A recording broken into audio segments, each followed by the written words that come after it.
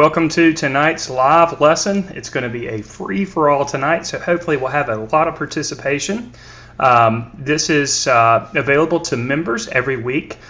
For the next hour, I'll be with you, and I'll be giving you advice, little things I've picked up along the way. Tonight we're going to be talking about the basics. Well, we're going to be talking about some things about drawing that are maybe just some little fun things. We're going to play a couple creativity enhancing games. We're going to talk about basically the basics of representational drawing. And when I'm talking about the basics of representational drawing, or observational drawing I should say, I'm talking about the nuts and the bolts basics. And then we're going to talk a little bit about how you can use a device that I've kind of picked up that will help you draw from your imagination. My name's Matt, and I'm glad that you're going to be a part of tonight's live lesson. I'll remind you that the lesson is recorded as we speak and will be available for members after we are done. In the next couple of days, I will upload it to the membership site. I also want to remind you that if you take your mouse and scroll over the top of the video, a little arrow will pop up and it says sidebar. If you click on that and then click on chat, then you are able to chat live. And I'm going ahead and putting my name in there.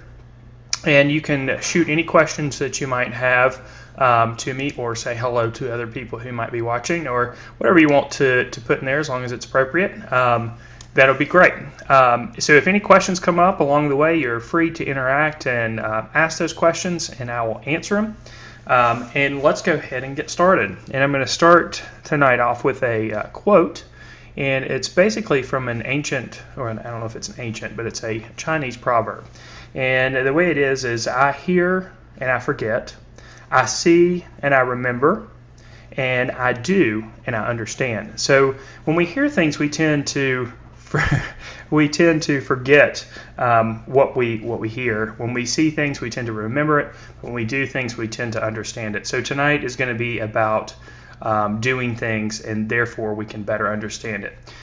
So like I said, there's going to be three parts. We're basically going to talk about observational drawing, the nuts and bolts of observational drawing, how we can take some of the things we learned from observational drawing and apply it to drawing from our imagination, and then the last thing we're going to do is talk about creativity and kind of flex those creativity muscles. So the first thing we're going to do is talk about observational drawing. And when we do observational drawing, it's important for us to understand that it's basically a process that we go through.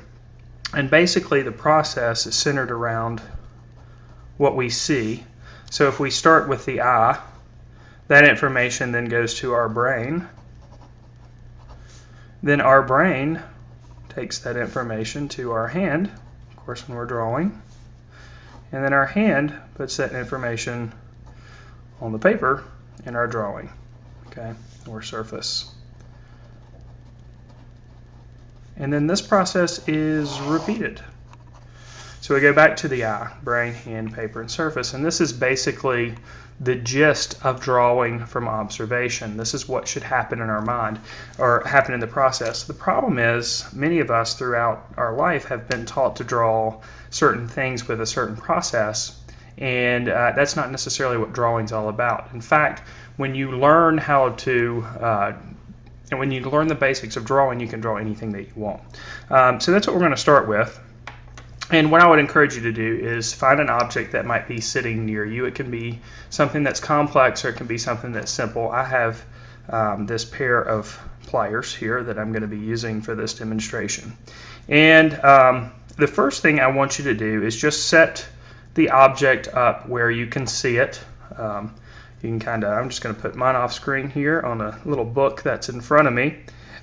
And I'm going to place it at an angle that's somewhat of a challenge for me. And then what I want you to do is we're going to do what's called a blind contour line drawing. And what a blind contour line drawing is you are going to do one continuous line drawing of your object and just the contours. Contours are the outlines. So you're going to only do a continuous line, contour line drawing of your object, but you cannot pick your pencil up once it hits the surface. So that's what's a continuous line. You'll just make one continuous line for the whole drawing. Now the second part, the second rule, is more difficult, and that is you can't look at your drawing. So you're going to have to trust me on this. I'm going to only look at my object, and I'm going to try to move my hand with my pencil at the same speed that I move my eye over the surface of the object. So I'm going to be looking at only the line. So I'm going to go ahead and do this now. And I'm not going to pick my pencil up. You'll have to trust me that I'm not looking at my paper. So I'm trying to move my hand at the same speed that I'm moving my eyes over the surface. And this is an exercise. A lot of the stuff that we're going to be doing tonight are exercises, and sometimes exercises can be painful, but the whole purpose is to promote growth and not necessarily get the finished result. So you might exercise to get in better shape to perform well in a basketball game, for example. So what we're creating here is not necessarily a finished drawing. It's just preparation and exercise to get better when we do a drawing. Okay, so I'm finished now. This is my blind contour line drawing. And it's obviously called a blind contour line drawing because it's blind in the fact that we don't look at our drawing while we're drawing it. It's contour line drawing. Contours are the outlines. And again, this is an exercise. Now, I know a lot of people have probably done this before, but never maybe were explained why you did this or what the purpose of this was. So hopefully tonight I can explain that to you, but not yet. I do want to just tell you that we did this drawing while we were looking at the drawing 100% of the time. Okay, so keep that in mind. We were looking at just the object 100% of the time. Okay, so I'm going to tear this off and go to another sheet here. Now, if I was to draw a wrench from my imagination only without looking at an object, this is probably how I would draw it. And again, I'm not going to look at my wrench. I'm just going to, or not wrench, my pliers. Just going to draw it quickly here.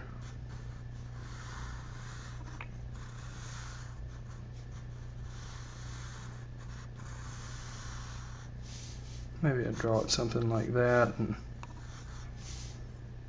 I don't know, maybe there's some teeth up here. And again, this is not looking at our object at all. So this is 0% of the time. Okay, so if we go back to the blind contour line drawing, this is looking at the object 100% of the time, and this is looking at the object 0% of the time. And to be honest with you, really neither one of these drawings looks like a wrench, or it looks like a pair of pliers, right? So what we need to do is we need to find something that's in the middle of looking at your object 100% of the time and looking at your object 0% of the time, looking at the paper 100% of the time. So logically, the midpoint is 50%. So when we're creating drawings from observation, it's important for us to understand that drawing is 50% observation. Now that's just a relative amount. You may spend more time looking at your object, but a large part of your time that you use for drawing should be looking at your object. Because if we go back to this process, eye to the brain to the hand to the paper, okay? Your eyes and your brain are pretty important in the process. So the actual action of making marks should be 50% of the time, and what happens with your eyes and your brain should be the other 50% of the time. So now what I'm going to do, I'm going to flip to another sheet of paper, and I'm going to look at my pliers again. I haven't moved them, they're still sitting on the book in front of me. And I'm going to look at the object 50% of the time, and then I'm going to make marks on my surface the other 50% of the time. Now what I mean by that is not stare at your object. Let's say we're doing the drawing for 5 minutes. Not stare at your object for 2.5 minutes, try to remember everything, and then make marks on the surface. Instead, it's a process of looking at the object, taking that information and putting it on your paper. Looking at the object, putting that information and putting it on your paper. So I'm going to go ahead and do that now. And of course you have permission to look at your paper when you are drawing. So I'm going to go back and forth between the pliers and the information that I see on the pliers. And what's going on in my mind really is, oh, there's a line right there, that line curves that way, there's a relationship between that line and that shape, and that's really what I'm thinking about. Instead of thinking, hey, I'm drawing pliers, I need to draw pliers the way pliers look. Instead, I'm just looking at the shapes and forms that make up those pliers.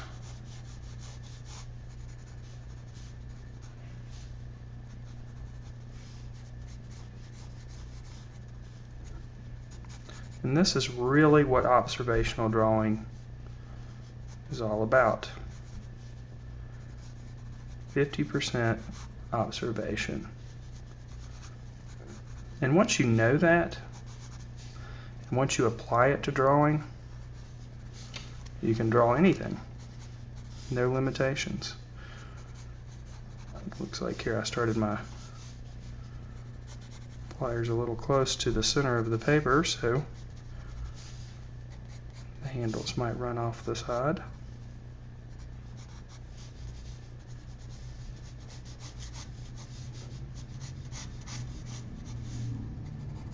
It's not about, hey, I can draw this or I can draw that.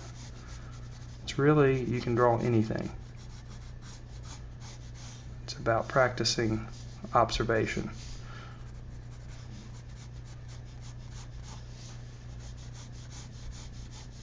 It's finding the midpoint between observation and the action of putting marks on your surface. 50% observation.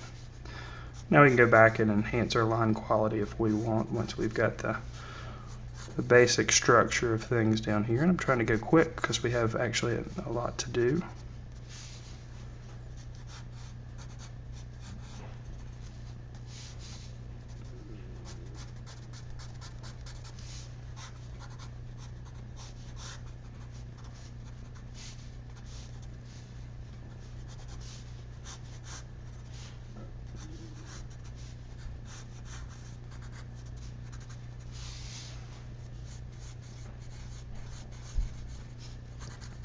These are definitely looking more like a representational set of pliers.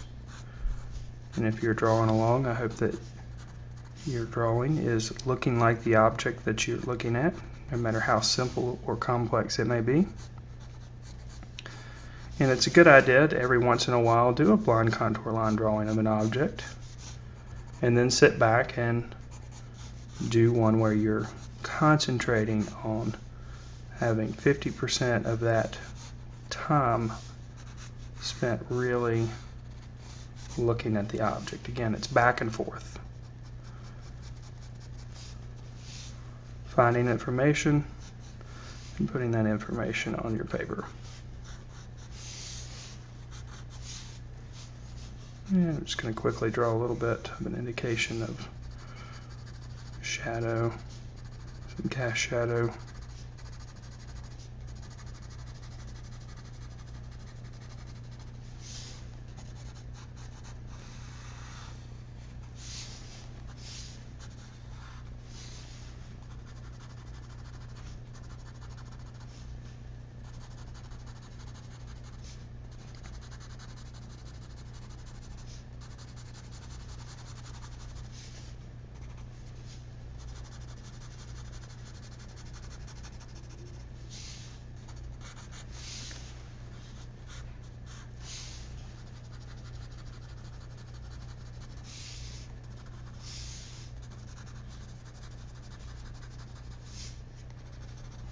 All right, so again, this is 50% observation So if we go back here to the blind contour line drawing, 100% observation. It kind of looks like I tried to do a drawing in an earthquake a little bit. And then our second drawing,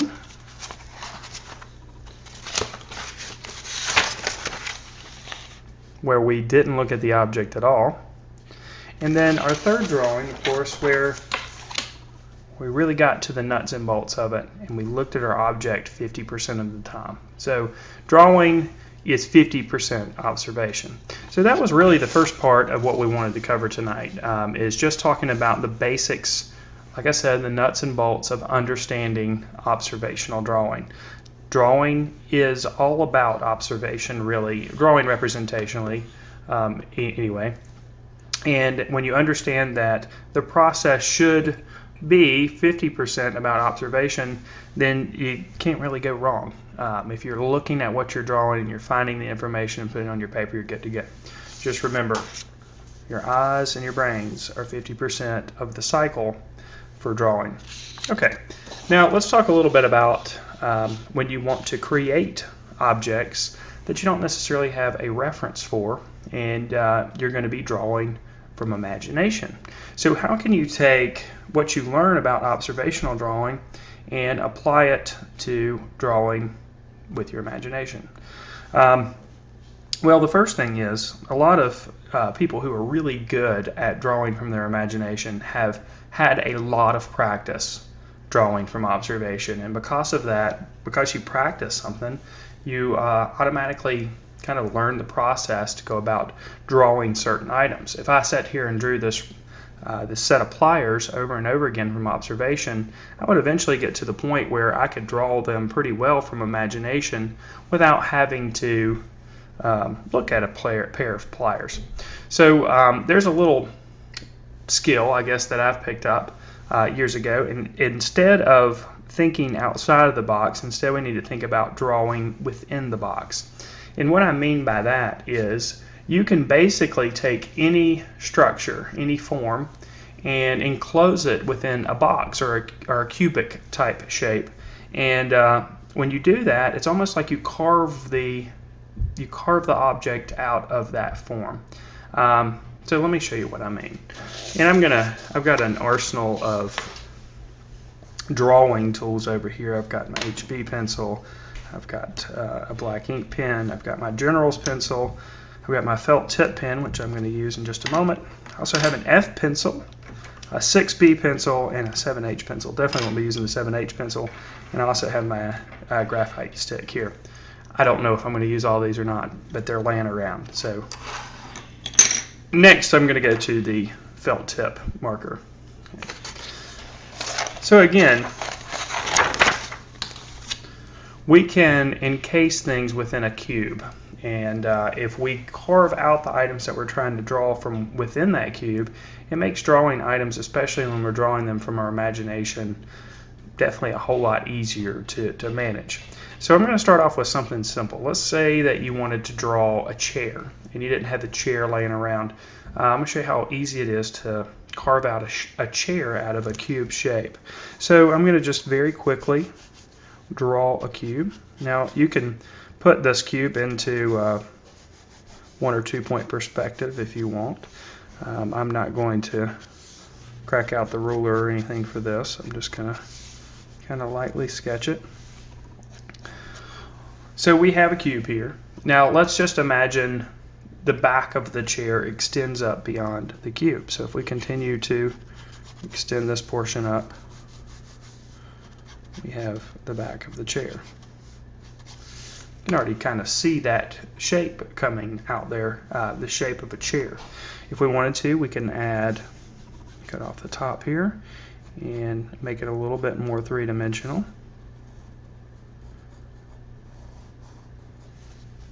And maybe there's a couple of braces that come down on the back of the chair.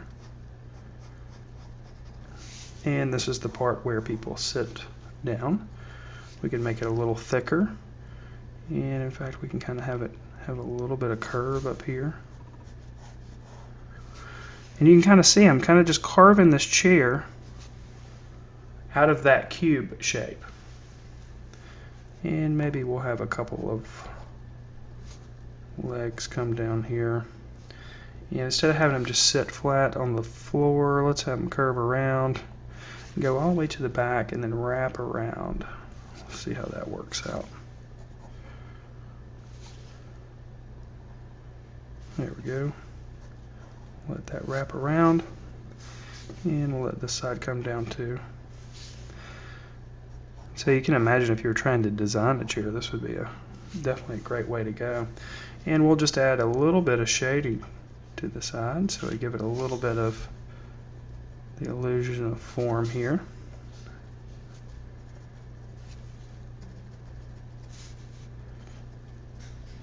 And so very quickly out of this cube form, we have drawn a chair. Let's do another one real quick. So I'm going to do the same thing.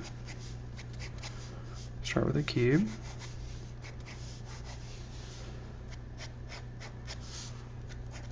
Kind of think about this cube as being kind of like a block of wood. Sometimes helps. Alright, again we'll have the back portion of the chair there. And let's make this one a little bit more curved. So it'll come up and we'll just kind of curve or carve that curved shape out. We'll let this one come down like this. And kind of the similar form as this one.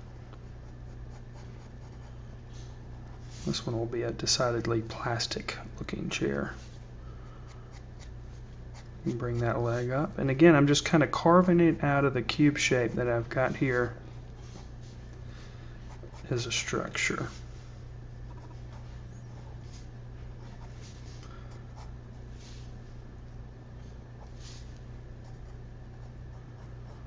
Let that come down right there. And maybe there's a little plastic piece for support back here. It comes in. It's a pretty cool looking chair. It's got a little hole in the back here.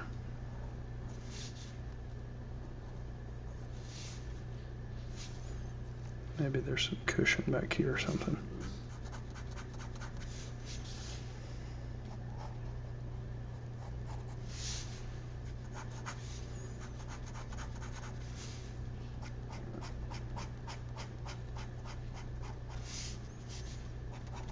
Alright, so two different chairs cut out of the cubes. And let's take it a step further. Let's say that you wanted to create a couch. And so a couch would be more of a rectangle. And I'm starting with these simple forms here so you can kind of see what I'm talking about. You get a good idea of drawing within the box. It's a good way to think of it. Okay, let's see. So let's say this couch has a big arm that comes out right here. Let that come down. Then on the other side, the same thing. And there's a little bit of space here.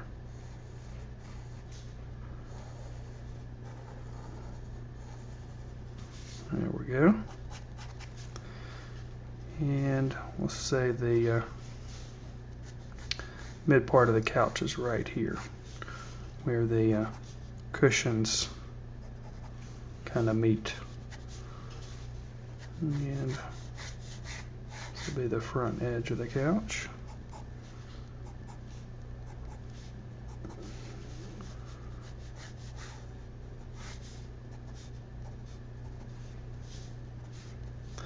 There we go. And if we wanted to, we can add kind of a rounded edge to it.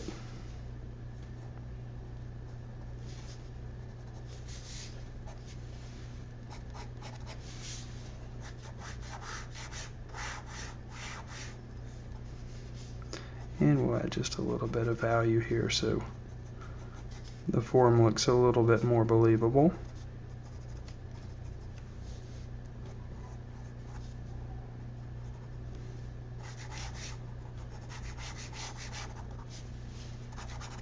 Okay, again, right out of a cube. So you can almost break anything down into a cube. So I'm going to take it just one step further and draw something that's still a little bit rectangular, but a lot of people think is a little bit difficult to draw, and that's a car. So let's see. We're going to start again with a cube, and so this will be the front of the car. And cube maybe is a little bit of a loose term since this is more of a rectangular kind of form here.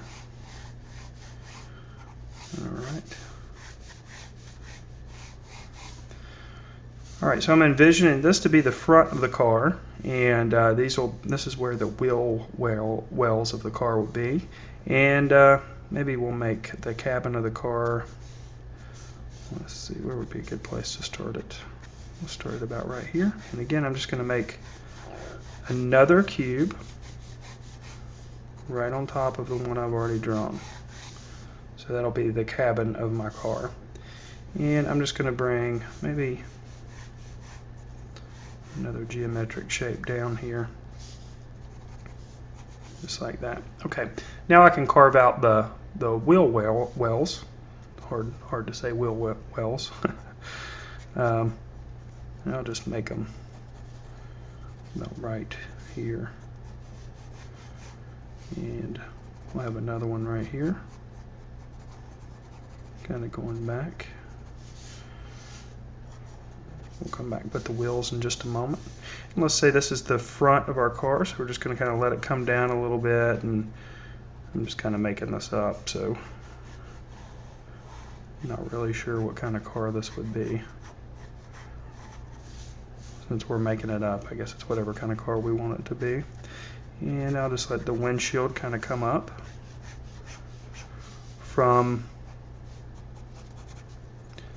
that cube shape right on top that we determined to be the cab, and let the back end kind of come down here, and slowly our car is starting to emerge here, and we'll put just kind of a sharp line over here and a couple of headlights here.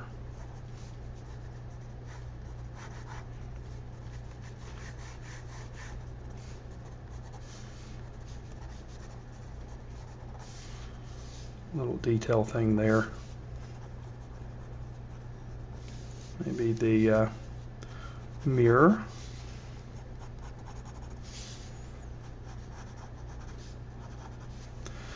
And then the front of the hood here. And our car is starting to come together a little bit, starting to look a little bit like a car. And then we'll put a couple of ellipses here for the actual wheels, and we'll have the tires come underneath. And again, I'm taking all of this basically out of that cube shape. So again, we always want to think outside of the box. Well, you can kind of remember this process by drawing within the box, just like carving things out. When I was younger, I was in organization called the Cub Scouts. I'm sure you've probably heard of them. And we made Pinewood Derby cars. And you start with a block of wood for that, and you carve the car out from that block of wood. And it's kind of a good way to think of this process as well. So just a little bit of shading. I'm going very quickly here so we can get to our third exercise. After we are done thinking outside of the box, or thinking inside of the box, we're going to think outside of the box.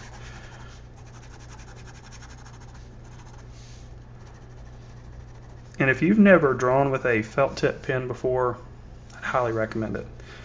What's great about a felt tip pen is if I want to make a very light line, I have that ability. But if I want to put a little bit more pressure down, make a thick line, I also have that too. So you have like instant line quality with a felt tip pen.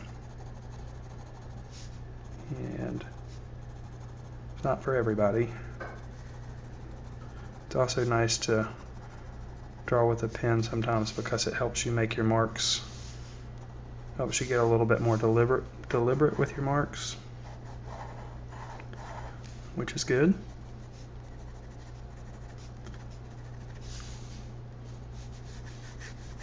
And you're kind of forced to keep all the other lines that you put on there too, which also makes the drawing more interesting in my opinion.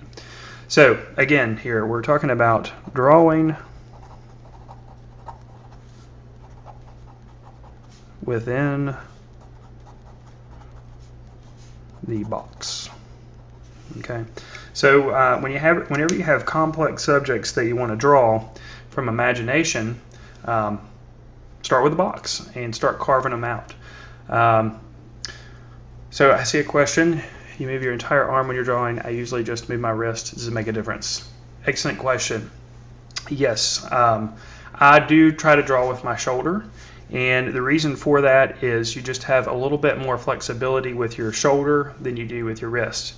For example, if I was to draw a circle, if I try to draw a circle with my wrist, probably most of us will draw kind of a ovally looking circle like that, or maybe it's like that or something like that. But if you use your shoulder and kind of keep your wrist tight and slowly make several circles as you go down to the surface, you actually have more control. So yes, I do draw with my shoulder because I have more control with my shoulder. And for a while I was a golf coach actually, and when you see people putt when they're playing golf with a putter, you actually have a better chance of putting the ball in the hole when you move only your shoulders and not your wrist. If you've ever gone to a miniature golf place and tried to putt with your wrist, you don't have a lot of control with it. But if you move your shoulders, you actually have more control. So it's kind of interesting that you have more control with your shoulder than your wrist, but I find that you do. Excellent question. All right, so let's move on to the last thing that we're going to do. And I see we're doing really well on time. So if I've got some more time at the end, I might try to draw some more things within the box. But before we go back to that, let's talk a little bit about thinking outside of the box. Creativity is something that's important for any artist. The last two things we talked about here are about developing a skill for drawing. And anybody can really develop a skill for drawing. I truly believe that if you have the desire to work hard and get better at it, drawing is really closely aligned to a sport or a musical instrument. All you need is to have someone to show you how to do that, and then after that it's about practice. And the more you practice, obviously, the better you're going to get at something. So drawing is a skill that can be learned, and I feel like it can be learned by anybody. But the creativity part is the part that really distinguishes artists from just people who can draw well. So it's a good idea to practice your creativity. And you might say, well, Matt, you can't practice creativity. That's something you're born with. That's something else I don't buy into. I believe that creativity is kind of like a muscle, and the more you use it, you actually you become more creative. The more you use your creativity, the better you get at it. So it's like a muscle. So the next thing we're going to do is we're going to do a creativity enhancing drawing exercise. And this is where you come in. I'm prepared if there's no suggestions, but I do have some cups with suggestions in it just in case. So you'll need to get a new sheet of paper if you're working along with me. And what I want you to do on that paper with a pencil, not a pen this time, just draw a geometric shape somewhere on the surface. And I'm going to draw a circle. For those of you who aren't sure what a geometric shape is, geometric shapes are shapes that usually have a mathematical formula associated with them. Circle, square, triangle, pyramid, or not pyramid, pentagram. Is it pentagram? octagon. Yeah, pentagram is one of them. Pentagon. I'm sorry, not pentagram. Pentagram is the upside down star thing. It's been a long day, and it's getting late at night.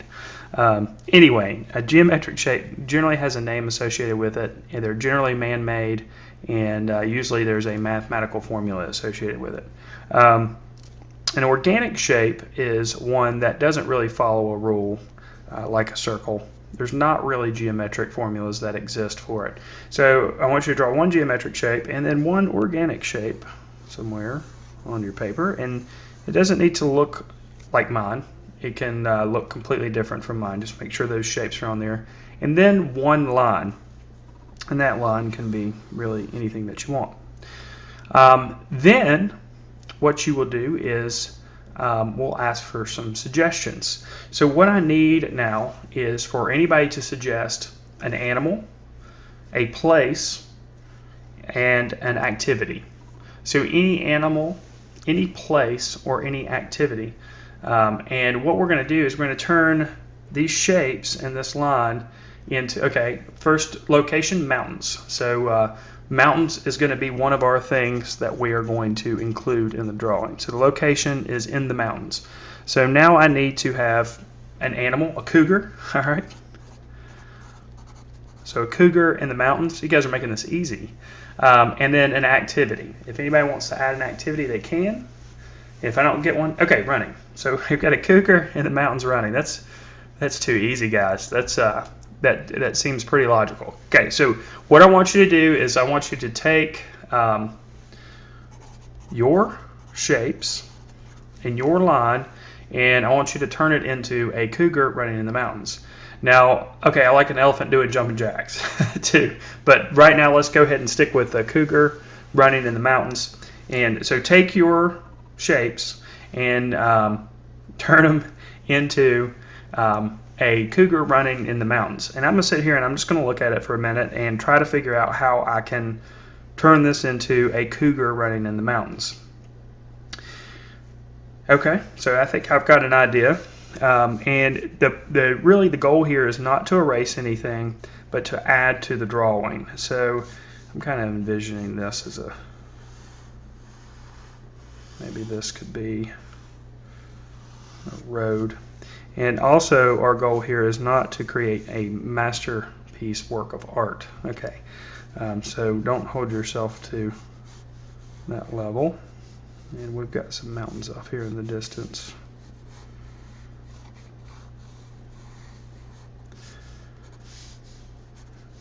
And then I'm going to let this circle basically be a sun or a moon. We'll decide on that in just a moment. Alright, this is going to be my cougar. And again, it's challenging because we're not using any photo reference.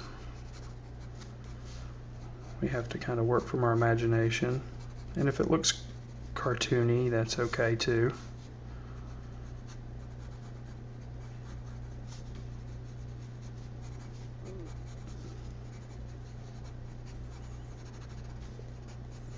Really, I have no experience with cougars. That's probably a good thing. Don't run into cougars too much on a daily basis.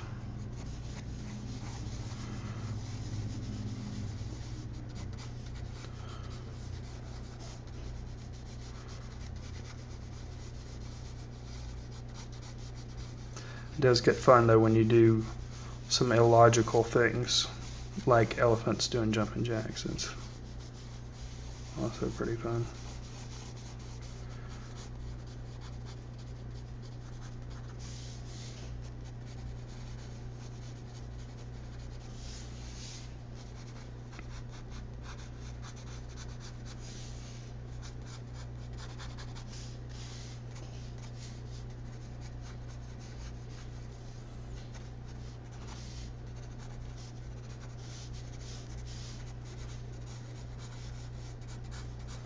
And the creative part really happens in the beginning stages here when you're trying to look at those.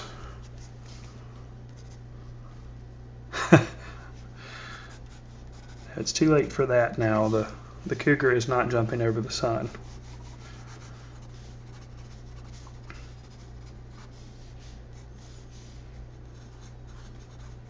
Cougars have spots, don't they? That's what I'm turning this into, a spot up here.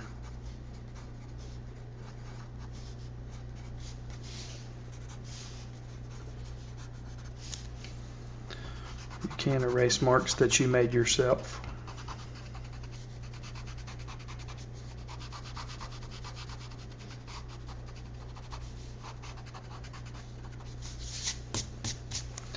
I'm going to switch over to my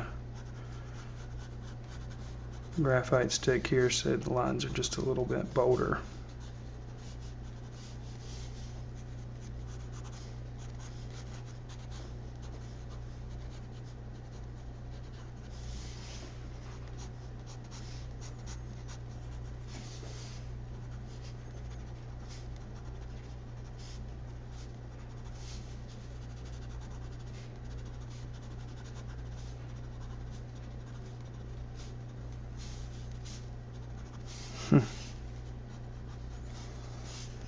It's hard to draw without a reference,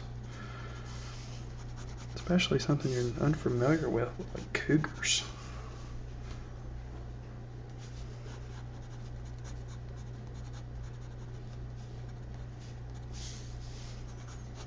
And I don't think that's necessarily how a cougar would run with all four legs sticking out like that, but that's okay. So put a little bit of shading underneath it. Kind of looks like a cougar pig or something. Struggling to look like a cougar.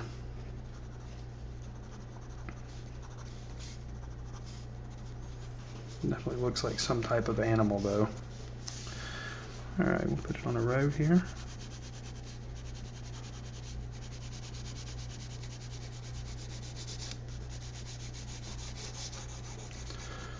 And then we'll make our mountains a little bit more defined back here.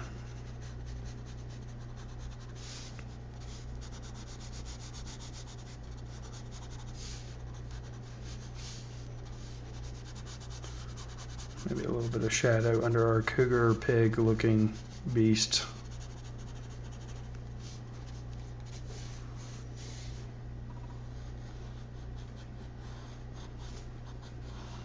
Make the sun just a little bit stronger.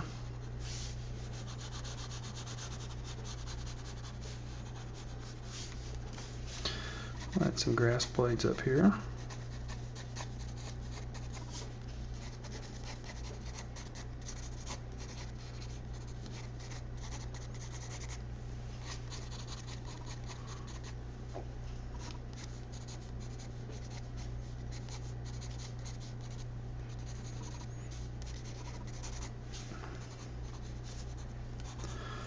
Alright, so we're struggling a little bit. Yeah, not bad. It is a hyena. That's exactly what it looks like.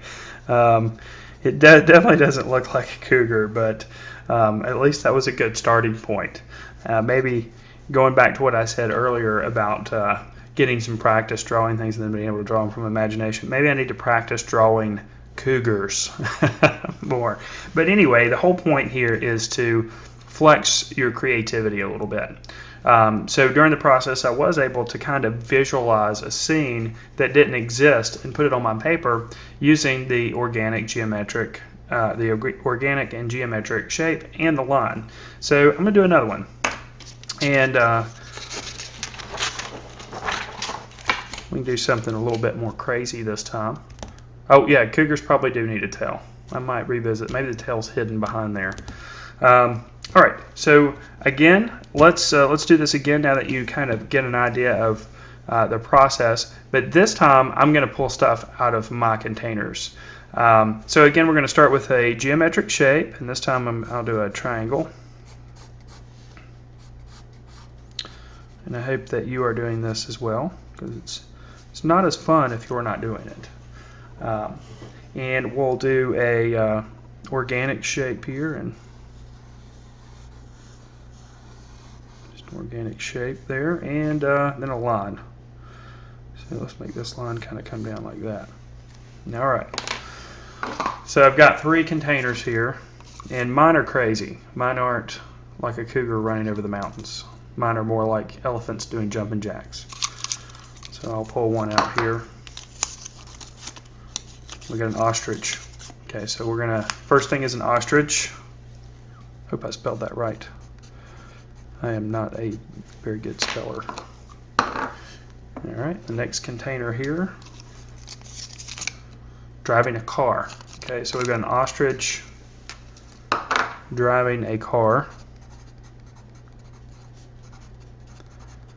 And let's just see their location.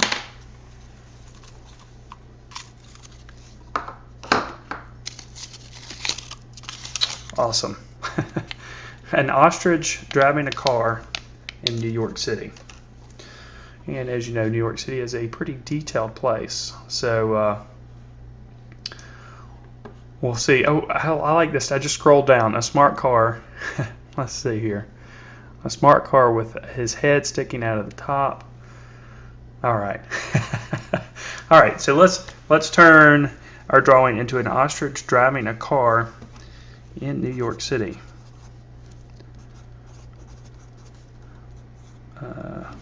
New York City. All right. So I think I've got a pretty good idea of where my ostrich needs to be. Now I just need to figure out what I need to do with the 2 other shapes.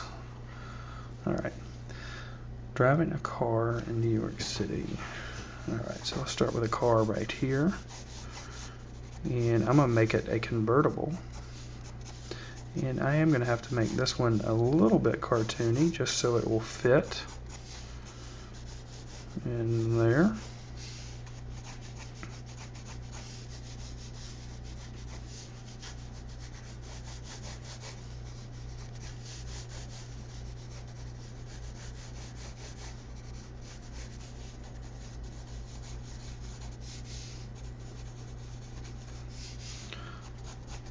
And I'm going to use some loose lines for this.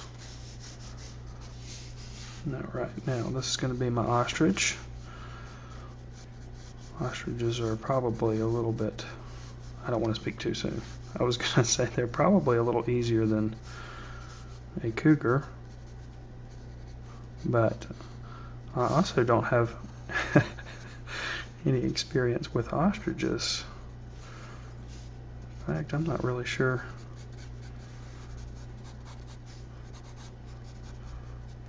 I'm sure there are people who have lots of experiences with ostriches, but I'm not one of them. Alright, so this ostrich has kind of a broken neck.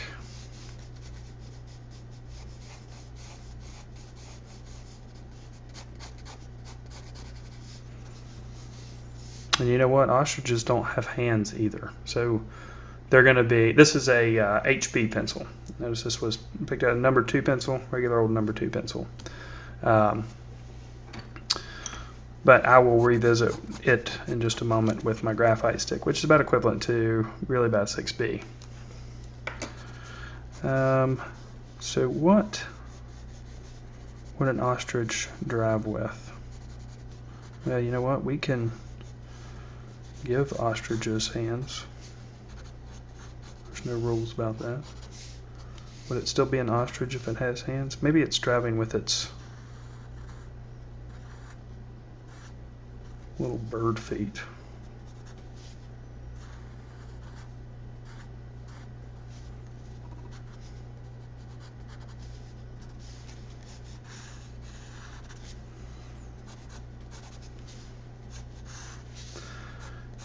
And I'm going to go ahead and give this ostrich some driving glasses. Oh yeah.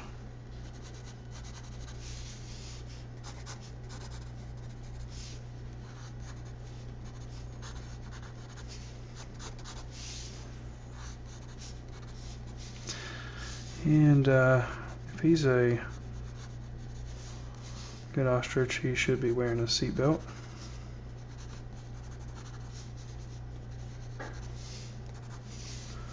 Put another seat over here.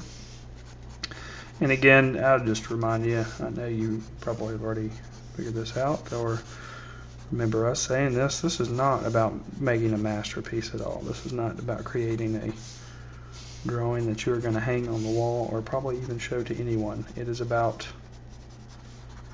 just flexing that creativity so that it becomes stronger and you get better at problem solving when you are creating your own drawings. All right, so let's put them on a road here, going down the middle of New York City. We'll just make some buildings here real quick.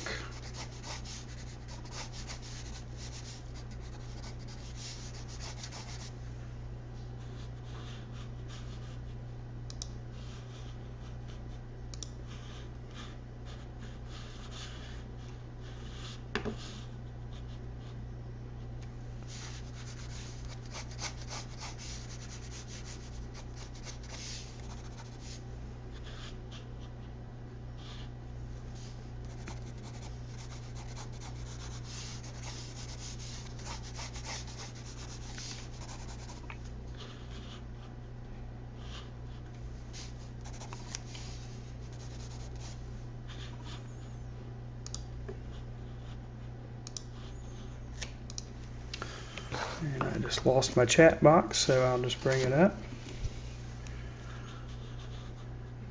Bring it back up here.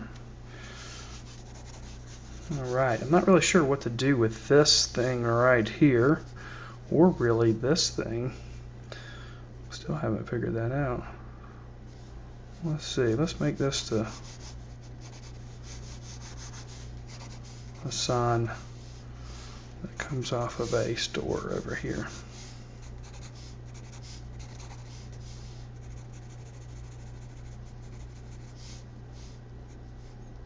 Oh, that's a good suggestion. The organic shape does look like a scarf. Let's see if we can make that happen. That is a very good. So it's coming forward here.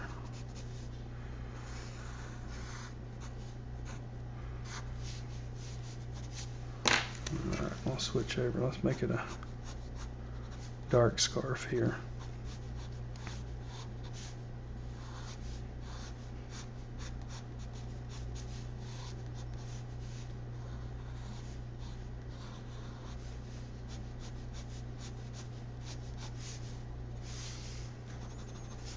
Very good suggestion. Very nice to get some help with that.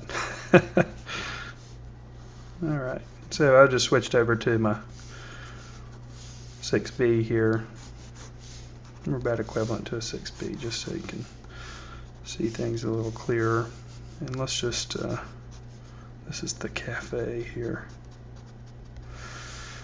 And then maybe we have a sidewalk.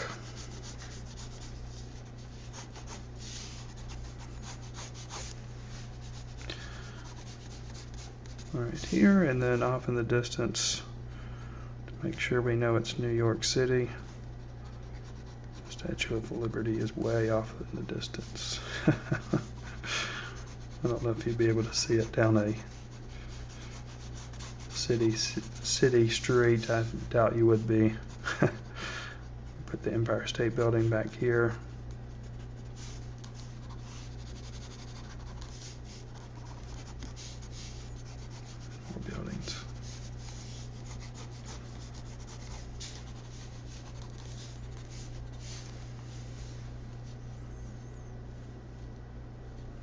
He just blew his nose and that's Kleenex. That's pretty good.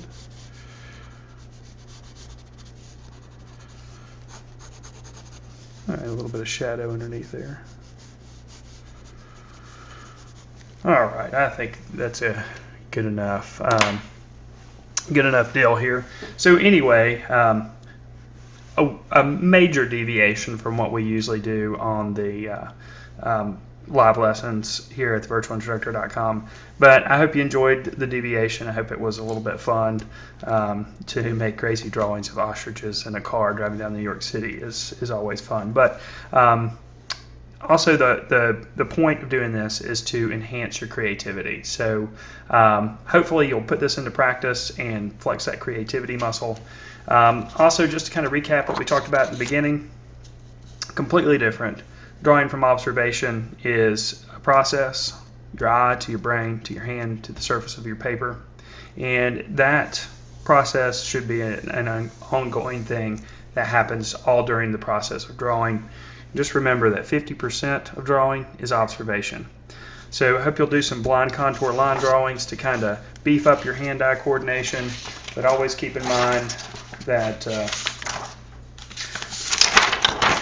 when you're looking at your object half the time, making marks the other half of the time, you're going to do a pretty good job at drawing whatever you're trying to draw. Then we also talked about, instead of thinking or drawing outside of the box, drawing within the box. So if you're trying to draw things from imagination, it's a good idea to try to break it down into a simple geometric form. Most simple geometric form is a cube, and kind of carve the object that you're drawing out of the cube. So if you're a member, I look forward to having you next week. If you're not, I hope you'll consider being a member and being a part of our live lessons each week. If not, enjoyed having you guys. Have a nice evening.